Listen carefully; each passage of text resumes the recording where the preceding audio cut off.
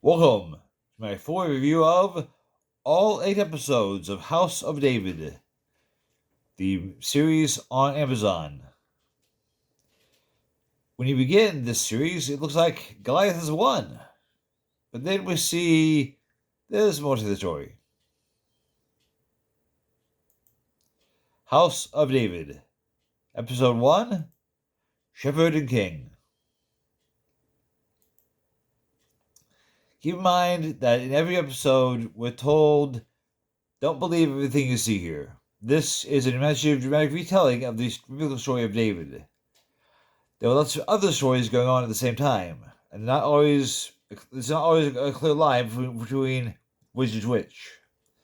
So be careful taking it all in without comparing it to what is actually said in the Bible. There's a whole lot of artistic license. The pace is very slow, and the imaginary plot lines are detailed. So bear in mind, when you're reading this for Bible study or for teaching in church, there's a lot here that you will not find in the Bible. Like, a lot. And the pace goes very slowly. You can finish the whole story in one evening, but this goes on for 8 episodes. The drama is well titled, The House of David. Not just David, his house, his family. So Jesse, Eliab, Abner, Michael, Mirab, Ahinoam, Ishmael, Jonathan, and Doeg and Adriel, all major characters with a lot of time on screen. Episode 1, we tend to follow the events of 1 Samuel 14, beginning in verse 49, through 1 Samuel 15:35. And there's a prominent story about David's mother being killed by a lion, which is nowhere in the Bible. And what a lion, though. I mean, what this lion lacks in his actual appearance in the Bible, besides David telling about him, is metaphor in his ferocity. This lion should get an award.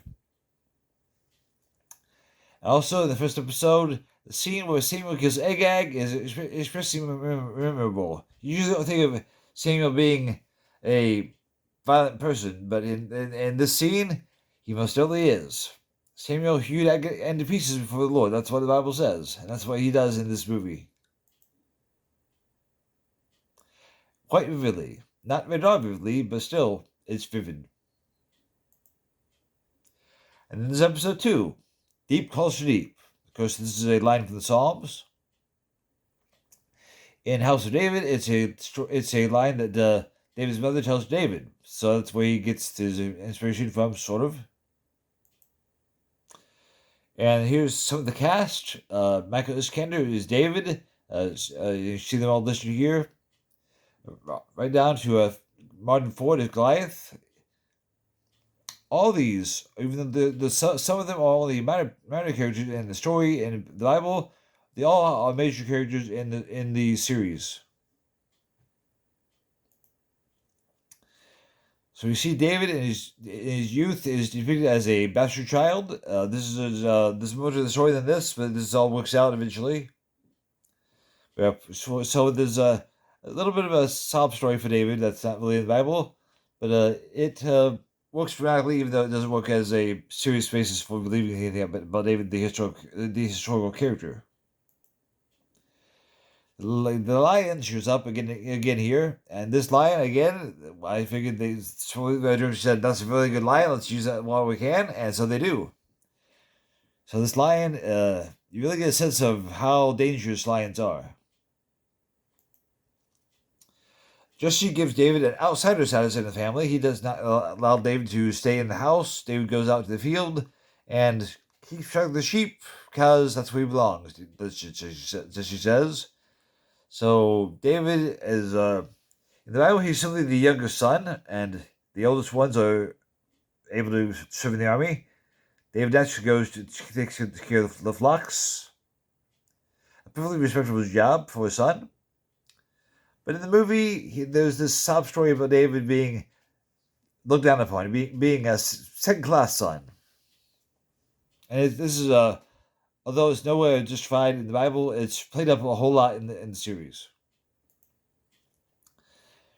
So David kills the lion that killed his mother when he gets old enough. We also see the princes of Saul's house, Michal and Meriab. We also see Abner and Ahinoam, that's the queen. They're under pressure to maintain the power of the house of Saul, as they realize it's becoming more and more obvious that Saul is unstable. There's a danger of internal rebellion. There's also the threat, typo, of Philistine incursions into Israel's territory. These are conveyed during a series of swordplay scenes. Now, this isn't swordplay with actual metal swords, but it's with wooden swords. Fights among friends. Between fathers and sons, nephews and uncles. So Joab comes onto the scene, Adriel, Samuel, they all have major parts in this episode. And here we see what looks like a very dangerous scene where Saul is about to kill Jonathan, but of course, Jonathan being his son, he's never in any danger. He's just being beaten up on by his father, all in good fun because it's part of being trained for the military.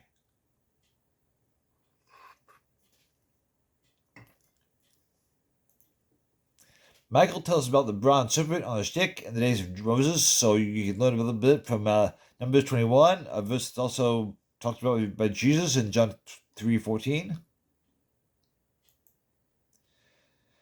And in another scene, when Eliab is talking with David, David says, "I want to go fight in the army." Eliab insists, "David, you're not a fighter, you're a singer." And then David demonstrates his skill with a sling. And there is, by the way, some excellent sling work here.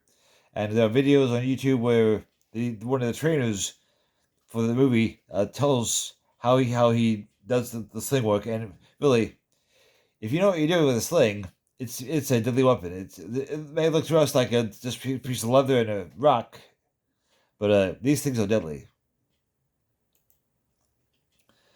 Also, go beyond the House of David. You can dig up the extra footage on Amazon. You can see Greg Laurie. He was instrumental in making this. He's the author of the devotional that is for sale, the House of David devotional and the Bible study. Greg Laurie is in some of the extra footage, talking about the movie, talking about the sets. He goes on tour with his wife, and goes on location. So there's some good things that Greg Laurie does in the extra materials that you don't see in the series, but they are there on the side if you look for it. Then we come to episode 3, the anointing. Abner and other members of Saul's family discuss who has greater authority, the kings like Saul or prophets like Samuel. Now Samuel, played by Stephen Lang, commands respect, but there are insinuations that people are questioning his authority in his old age. And we see some of them actually say, "Oh, Samuel's lost it, he's insane." Queen Ahinoam, at the royal palace in Gibeah, is determined to maintain the dominance of the dynasty of Saul. So Ahinoam turns out to be quite a good schemer in this series. Also see Achish of Gath, played by Alexander Ulam, cleverly tests the strength of Israel's defenses and seeks to recruit the family of Goliath. Stories of the giants in the valley have reached his ears, and he goes to seek them out. We also meet Adriel, who's hardly ever mentioned only twice in the Bible, but in the series, Adriel is a major character. He's a member of the tribe of Judah, quietly seeking power, even though he knows that Saul from the tribe of Benjamin is in power. He's standing by to say, "I can take control just in case Saul messes up." And the more unstable Saul gets, the more likely it looks to Adriel like opportunity is just around the corner. So David and Eliab go to investigate a border town that has been plundered, and Achish is there with soldiers at the same time. David escape. Eliab fights his way out, but Achish wounds Eliab with an arrow. And again, we see extras with this episode. Again, you have to look for these on Amazon. And you'll see Greg the sinner's prayer. Of course, the prayer that's not in the Bible. So there is that sort of element of where you kind of wonder. I can wonder: are these people ashamed of the sacraments of the church, of baptism and Lord's Supper? Because we don't really see that a whole lot. We see this new American version of evangelism. Just pray this prayer. There are some in Protestantism who have voiced a protest against this, saying that that's not in the Bible, like David Platt. But we do see this still in Greg Lloyd's materials. In episode 4, the Song of Moses. Now, what does the Song of Moses have to do with anything in the story? Well, it's a song known to David, and we see it featured prominently in this episode, being played and sung. We see Samuel advising David about how to find God's path. We see Eliab and his brothers discussing with Jesse what to do with David. Meanwhile, in Gibeah, Saul and Ishmael, his son, discuss future plans for the city of Gibeah. Now, this was the capital of Israel for a while under Saul. So they're thinking, we're going to make this into a wonder of the world. But it doesn't quite turn out that way. David, having played at a wedding where some of the royal family was in attendance, is summoned to the royal court. Maybe he can soothe Saul's spirit with his calming music. But who is the one summoning him? That's to be shown later. And then there's a fictional interlude about Ishmael having seduced a young woman named Dinah, and her father comes seeking justice, and Ahinoam sorts things out. Meanwhile, we see another fictional scene where Ishmael and Miriam are playing a game. And Ahinoam resolves the case brought against Ishmael by exiling him. We see a lot of Sam Otto in this episode. He gets an inordinate amount of screen time as Ishmael in this episode. He's a pretty good actor. He really owns the part. And we don't really hear a whole lot from us. When was the last time you heard of something about the cities of refuge? Well, you hear a little about them in this episode because Michael mentions them as the cities of refuge into the plot of the fictitious tangent about Israel. And then there's some more fiction. Samuel finds the corpse of his assistant murdered by Doeg, who's been assigned to go keep track of Samuel's whereabouts and find out where he goes, because Abner suspects that Samuel's going to go anoint the next king. So Doeg is the court agent, and he ends up being rather ruthless and kills Samuel's young assistant, Silas. Meanwhile, it turns out that Michael is the one who chose David to serve as minstrel. And we see, before too long, there's a romance developing between Michael and David. They like each other. It's like, not really love at first sight, but it's obvious they are attracted to each other. And so there is that element. Again, we don't really see this anywhere in the Bible before the big fight between David and Goliath, but here we see it way ahead of time. Way ahead of time. And then we see Michael Iskander both playing the kinnor, the harp, and also sing. And boy, does he sing. Boy, does he play. He does a great job.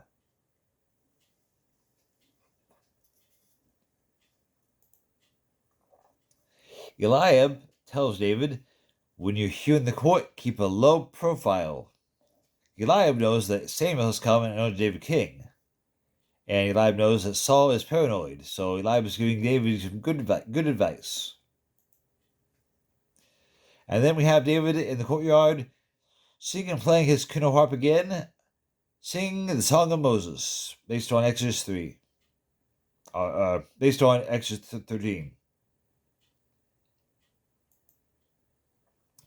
And then there's a completely made-up storyline where Ishmael, on his way to exile in Endor, is ambushed by bandits. So Ishmael leaves as a kind of a weakling, a spoiled child, but then he experiences hardship and being taken away from his life of luxury, and he kind of hardens up. So there's a lot of character development on the part of Ishmael. Not saying it's good character development, but it is at least character development of some sort. And again, there are extras. Where Greg Laurie is on a Vespa. He's with his wife touring Greece. So for some fine scenery and some background, again, look at the extras that go with this episode. And also, you can find out, if you look for him, you can see where Greg has a small part as an extra in the series. So episode 4 had a somewhat imprecise reenactment of the events of Samuel 16, with several fictional subplots. But in those subplots, some of them illustrate concepts such as the cities of refuge. So those who come to the story entirely new to these concepts, even though the stories that are tangential, there are still beneficial things to learn from them. And then come to episode 5, The Wolf and the Sheep. The Wolf and the Lion. And what's the wolf? These are the tribal symbols these are the symbols of the tribes. Benjamin being the wolf, and Judah being the lion, from based on the tribal blessings of Genesis 39. So Abner and Adriel talk politics because they see Saul's condition is getting worse. Somebody has to do something to get ready just in case he can no longer rule. So Abner, being experienced in the court, being related to Saul, the task falls to him to have a plan B. Noam says people need a distraction. Instead of focusing on Saul getting weaker and more unstable, how about if we have a royal romance? Perhaps marry off one of the daughters to the family of Adriel. So this idea gets rolling, and we see that come to fruition almost in this episode. Meanwhile, Michael teaches David to read in her library, her private library. And when Ahinoam sees David and with her in the private, she quickly puts a stop to that. So Ahinoam is making wedding plans for Merab, and she's making sure that things do not develop between Michael and David. She's like, that's a commoner. You stay away from him. Meanwhile, Saul's paranoia gets worse and worse. But there is a bright spot when he's with his queen and looking forward to marrying Merab to Adriel, not really Adriel himself, but to his son. Then you have a tender moment where he gives her a necklace, and she says, I really like it. Nice necklace. Now, this necklace gets destroyed later on, and it's kind of symbolic that the things that Saul is doing to keep the whole thing together just aren't enough. So Merab's wedding to Adriel, related to his son Jordan, begins. Saul and Adriel discuss Saul's sickness, his spiritual affliction, and Saul is like, he starts out with, "Oh, there's no trouble, I'm better now," but we see that's not really true. Merab prepares to marry Adriel's son Jordan. She seems happy about it. She's like, "Yes, I'm a princess. I knew this was going to happen." And David and Michael realize that Michael is to be married next. So it's like, oh, we were so in love, but it's not going to work out. What can we do? Such is the tragedy of being a princess. After that point, Joab, at an opportunity, threatens David, saying, "Stay with the princess commoner." And David dares Joab to throw off the side of the building. David knows he has a destiny and that he's where he needs to be. Ahinoam advises Michael against romance with David any further, and so Michael really doesn't have a choice. He has to do what his brother says. And so then Adriel prepares to join the house of Saul via the marriage of Merab, but fate intervenes. Saul, and on the very same occasion, is afflicted with this vision of Agag. Agag portrays is the personification of Saul's evil spirit. And he is portrayed by Jeremy Zito, who steals every scene he's in. So Saul freaks out, cancels the wedding, it's all off. He grabs his wife by the throat, breaks the necklace, and then charges toward Adriel and says, "Deal's over. Deal's off. You're never going to remember my daughter. Get out of here." So their attempt to solidify things falls apart. Meanwhile, after things have settled down, David plays for Saul. Everything is cool for a little while. And then, by himself, David sits on Saul's throne when he thinks no one's looking. Now, before the Saul invites David, why don't you try sitting on my throne? David said, "Oh, no, that's God's anointed." But David, by himself, with the knowledge that Samuel has appointed him to be God's anointed when the time is right, goes ahead and has a seat. But even though he thinks nobody's looking, somebody is. So episode 5 is about 95% non-biblical fiction, but there's a beneficial focus on the tribal blessings of Genesis 49. And then we come to episode 6, Giants Awakened.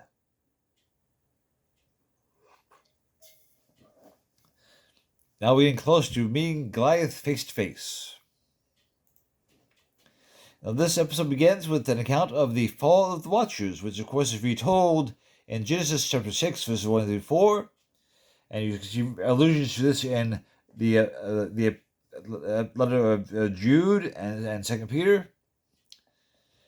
But this is very well told. Much better than in the movie Noah. So here you have the story of the fall of the Watchers. They get Samuel's name right, and then it moves on to the narrative about David. So the Watchers are seen as those who fell, and they are the ancestors of Goliath. That is how it's shown in the story. So Achish plans to recruit Goliath. He's heard of him, and he's visited his mother's cave and met his brothers. So he's like, "Hey, let's go recruit Goliath. How hard can it be?" Meanwhile, Michael and Merab chat, and so does all David. There's a whole lot of chatting going on in this episode. Doeg learns some details of Samuel's visit to Bethlehem, and he wants to find out a little bit more, being a good scout, also being a very ruthless person. Achish finds Goliath. He presents him with arms and armor. And Goliath is played by Martin Ford. And they do a very good job with using the old perspective trick to make him look like a giant. They do a very good job with that. And I must say, the props are first rate. I don't know who the cosplay expert was who made all these shields, helmets, armor, greaves, and so forth, but they're really well done. So Orpah, Goliath's mother, demands that Achish agrees to give the throne to Goliath. Now, this was not really plausible. This pulled me out of the show, because that was just not something that anybody would actually do.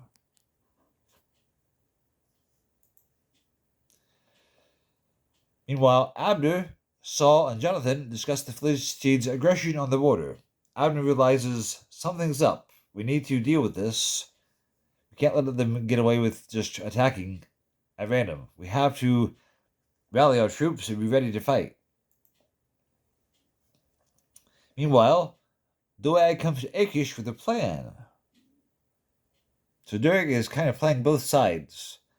Doeg is, of course, not an Israelite himself. He's an outsider.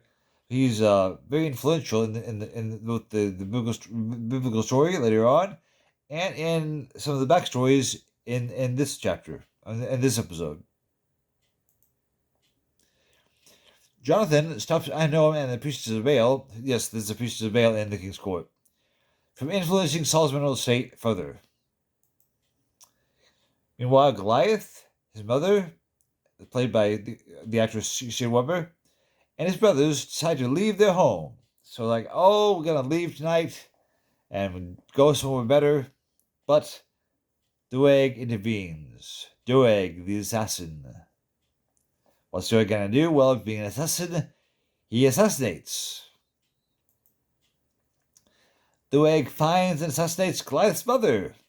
And there's a scene which, again, it took me out of the movie because this was just so formulaic. She's dying, and has Doeg slit her throat? No, she talks. She's alive. And as Goliath finds her dying, she says, "Avenge me!" And it's just, it just didn't work, the scene. But, anyway, Goliath is told by his mother, "Avenge her," so guess what he decides to do? He goes into Achish's service, hoping to avenge his mother, even though it's not really Saul who is responsible, it's his house. But still, Goliath is determined now to fight for Achish against Israel. So as David returns to Jesse, Jonathan travels to Mount Sinai in search of Samuel. So Jonathan has realized Dad's too far gone. I need guidance. I might need to become king and force my father to resign. Help me, Samuel, to give me advice. He doesn't find Samuel in his usual spots, so he goes to Mount Sinai, thinking maybe he's there. He's right. And as it turns out, before Samuel can recognize him, he attacks him, thinking that he's maybe just some stranger. So they fight for no reason. It's a pretty good fight. And then they chat about the fate of Saul's dynasty. Returning from Sinai, Jonathan discovers the invading Philistine army. And that is, I don't know how they got all these extras, but there's a huge crowd. I mean, it fills the screen. There were a whole lot of people involved in making this. And then finally, Goliath agrees to fight for Achish and get revenge for his mother's murder. So there wasn't much biblical narrative covered in this episode. We do see a lot of character development. Achish is cunning. Goliath is given a sympathetic motive. Goliath is never really the worst of the worst. Doeg and Ahinoam are just as villainous as the Philistines, if anybody. And now we come to episode 7, where we see the battle begin.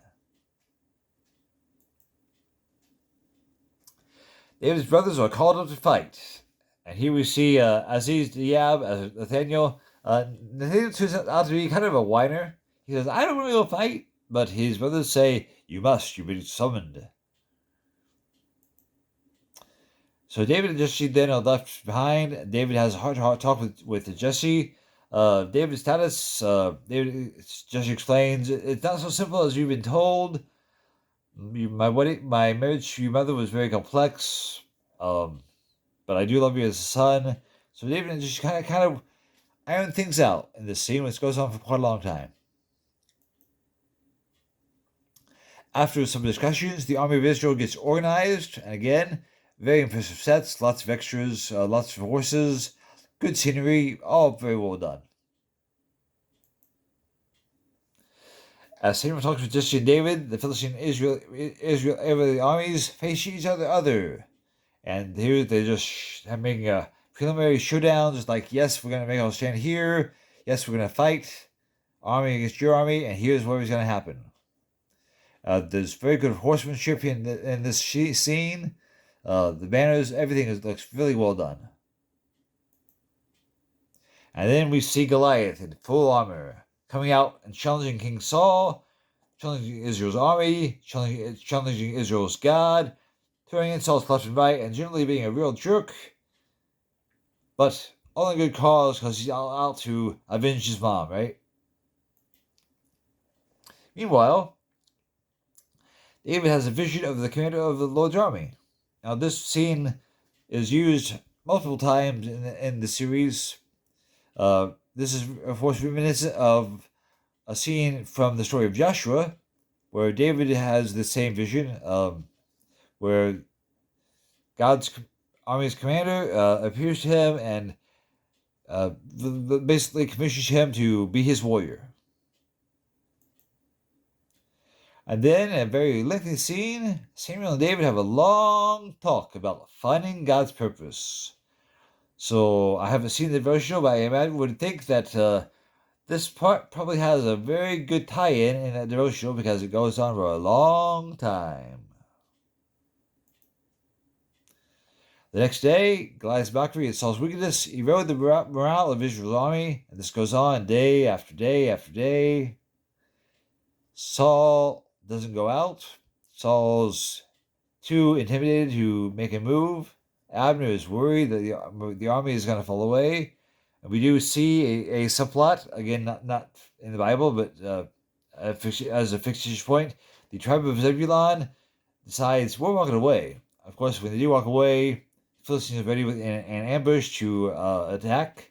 So that doesn't work out so well for the tribe of Zebulun. Meanwhile, hoping to encourage the father, Michael and Miriam leave Gibeah to go to the army camp. Now, this doesn't seem very plausible. I would imagine these people have bodyguards, and they couldn't get out of Gibeah if their life depended on it. But it's a movie, so out they go. And then at the battlefield, Adriel, eager to seize power, basically commits treason, proposing to organize the troops and attack. But Abner stops him, saying, "You don't really want to push too far. Back off." And Adriel does. Jonathan prepares to battle Goliath, thinking this can't go any further, we're being embarrassed out there. But Abner has a sneaky plan. What if there was another way to defeat Goliath without having a duel? Because look at the guy. Look at yourself. You can't beat this guy. So Abner's plan is to send a squad of assassins to kill Goliath in his sleep. It doesn't turn out so well. And then there's another fictitious backstory about David's brother that pops up. They just can't let go of this fiction. Then we see David's vision develops again at the vision of the stream. He senses a call to go fight. He picks up the stone and knows what he's being called to do. He is an expert at stone slinging. He's a warrior, and there's a battle. His brothers might be scared, but he's not.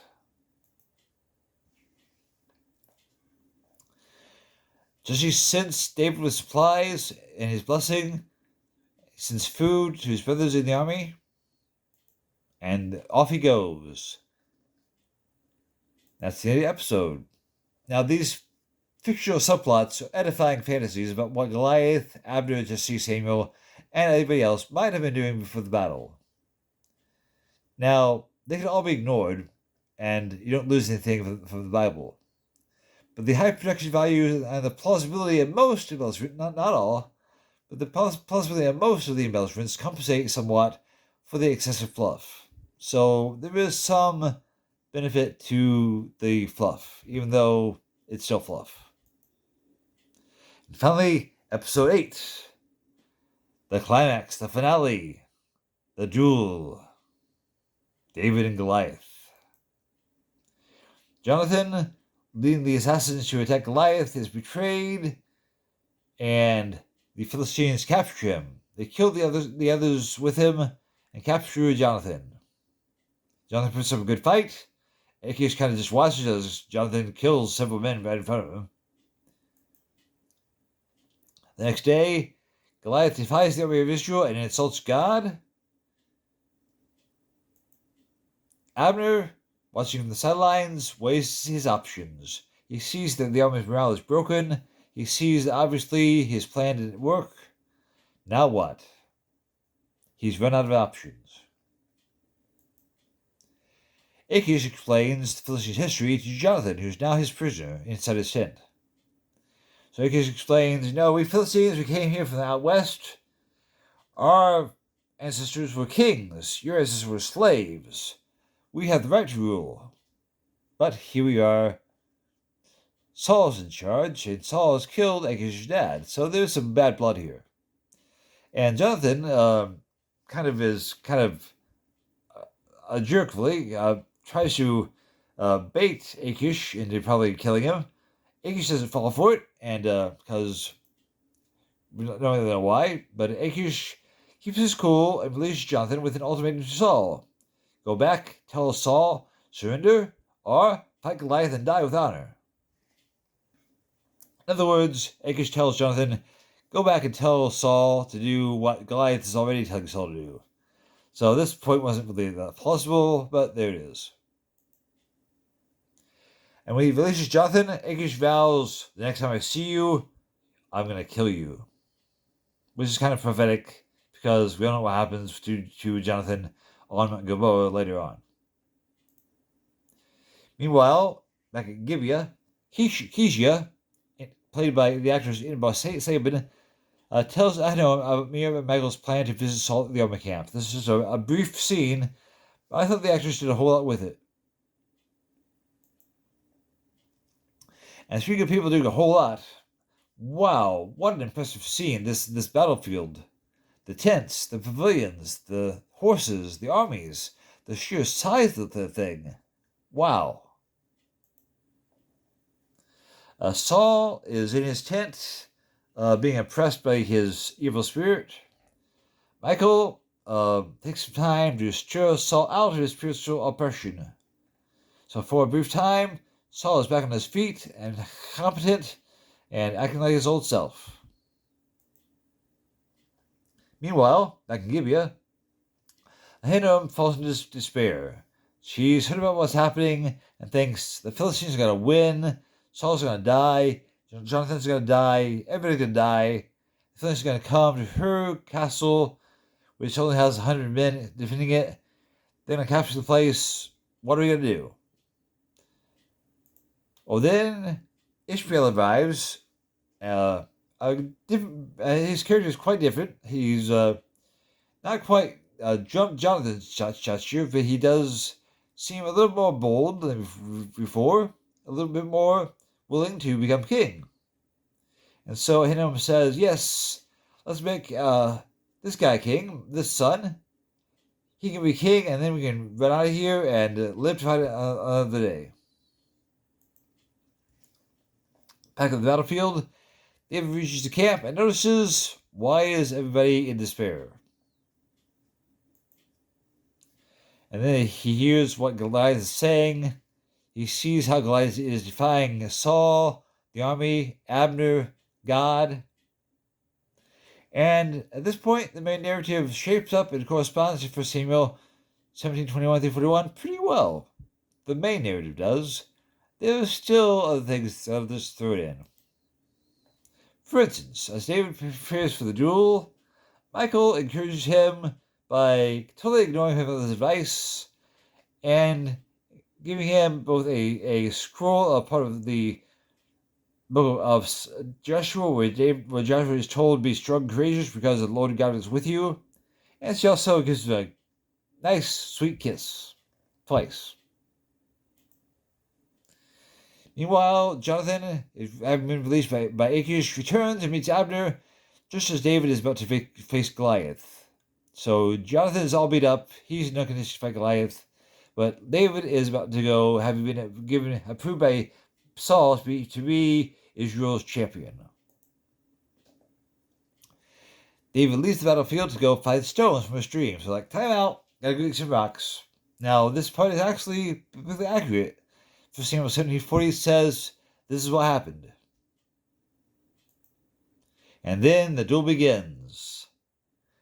Goliath just comes out and says, what are you doing sending that boy after me? I am insulted. You don't deserve to come near me. And yet, David comes after him anyway. David makes a speech, I'm going to kill you, I'm going to feed you to the wild dogs, the birds of the air, and all nations will know there's a God in Israel because they are saved not by a sword or a spear, but the battle belongs to the Lord. I would say that the whole series has been leading up to this point, and they really do nail this scene. And then they throw in some fiction. Goliath throws 3 spears at David, wounding him with the 3rd spear. And for a moment, it looks like Goliath won? What? And so there's a bit of a let's have everything go into slow motion for a little while Goliath laughs and David is on the ground looking like he's been knocked out. And then he gets up. As David is on the ground, Achish on the sideline notices that up on the cliff there's the smoke of an offering. And he suspects correctly that Samuel is responsible. Samuel is up there making an offering to God and bestowing his blessing upon David as Israel's champion. As David runs forward, Goliath throws his fourth spear, like, "This is for you, Mom." But he misses. David evades Goliath's spear and releases the stone from his sling, running forward toward the Philistine. Whoosh, whoosh, whoosh, zoom! Whack! And that's all it is for Goliath. He's stunned, he falls down, and never gets up. David runs forward, and yes, they do show it. What all the little kids' storybooks leave out. David, after killing Goliath, runs forward, pulls out Goliath's big sword, chops off Goliath's head, and lifts up the bloody trophy and holds it up for the Philistines. Of course, all this is shown in shadow, so you don't really see the blood or anything, but it is shown at least. So as soon as this happens, Saul's like, "Get my horse and armor," and everybody rallies, and they attack the Philistines. Forward, troops! And the Philistines retreat in panic, and Israel wins a big victory. So, in conclusion, the fictional elements are naturally benign. While they distract from the biblical events, they don't alter their essential message. Doeg appears a whole lot more than he does in the Bible, but again, it doesn't really alter the fundamentals of the story. Episode 8 was very satisfying. It is mostly biblically accurate when events narrated in 1 Samuel are depicted. So, to everybody that was involved in making House of David, Season 1. Well done. John Irwin, John Gunn, Alexander LaRouche, Michael Nankin, John Irwin, John Gunn again, Justin Rosenblatt, Chad Oakes, Michael Fiercely, Jonathan Lloyd Walker, Petros Denblas, and the entire cast and behind-the-scenes workers, of which there must have been dozens and dozens.